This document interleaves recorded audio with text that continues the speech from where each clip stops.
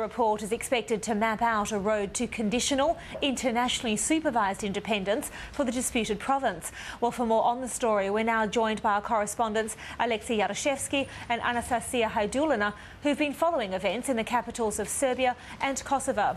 Welcome to you both. Alexei, I'll start with you. What's expected from Ahtisaari's plan, and tell us what sort of reaction we might expect from Russia and other countries. Well, so far we know that the Marti Ahtisaari... With Russia's role as a reliable energy supplier still under a cloud in Europe, political analysts say the new president should waste no time in allaying fears as he embarks on his first formal talks. In Moscow, Alicia Young, Russia Today. What's the latest? Dixie, it's still not known what exactly has angered the man, or even if he's alcohol or drug affected right now, but he's been threatening to blow up his house by taking a light to a gas appliance. Russia's Soyuz 2 launch vehicle is set to make its maiden flight from the Baikonur Space Center in Kazakhstan. Bringing you live pictures there. The launch is scheduled for just a few moments from now. Now, to hear more about this, we're joined in studio by Russia Today's correspondent, Paul Tadich. Paul, welcome. Thanks, Alicia. Now, obviously, we're seeing pictures here live from Baikonur. There's a lot of checks and balances going into those final moments. Tell us about this maiden voyage. Well, this is what you're looking at right now. Live from Moscow, you're watching Russia Today. I'm Alicia Young. Thanks for joining us. Making headlines this hour, the Russian and Belarusian presidents are expected to discuss the common policies of a planned union as Alexander Lukashenko arrives in Moscow. Lebanese Prime Minister Fouad Siniora says he hopes Russia can help ease tensions between Lebanon and Syria.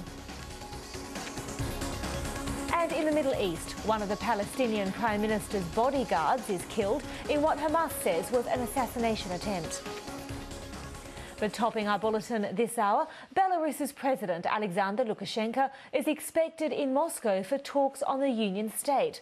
The union has been designed to provide greater political, economic and social integration between Belarus and Russia.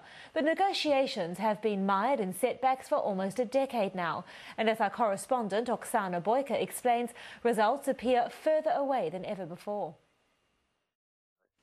Now, just finally, tell us, now that the execution has gone ahead, what do we understand is likely to happen to the body of the former Iraqi president? Will it remain in Iraq, for example? Well, I should mention something we just saw on television, which was a top Iraqi official saying that Saddam's half-brother Barzan Ibrahim and Awad al-Bandar, that their execution was postponed, and that conflicts with earlier official announcements. So we're trying to figure out what's going on there.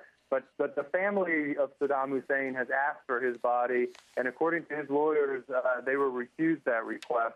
And the Iraqi government may be looking to bury him in some kind of unmarked grave or a guarded grave site. Larry, let's just clarify. You're saying that you've just learned that the executions of Barzan al-Takriti, the former president's half-brother, and also the judge Alwan al-Bandar, have in fact been postponed. So we don't know what sort of time frame we're talking about with that? We don't know. I mean, he was on state television, which just an hour earlier had announced that all three were executed. This is sort of typical of the confusion we've seen in this all along, and we're trying to straighten it out. Well, we'll keep abreast of those developments. Larry Kaplaw from Baghdad, thank you for that live report. Locals believe the fire began with a lightning strike. Firefighters were unable to control the blaze from spreading, hampered by boggy ground and limestone ridges. Then a change in wind direction overnight fueled the flames, injecting new life and viciousness. The conditions at the moment are very, very difficult with swirling.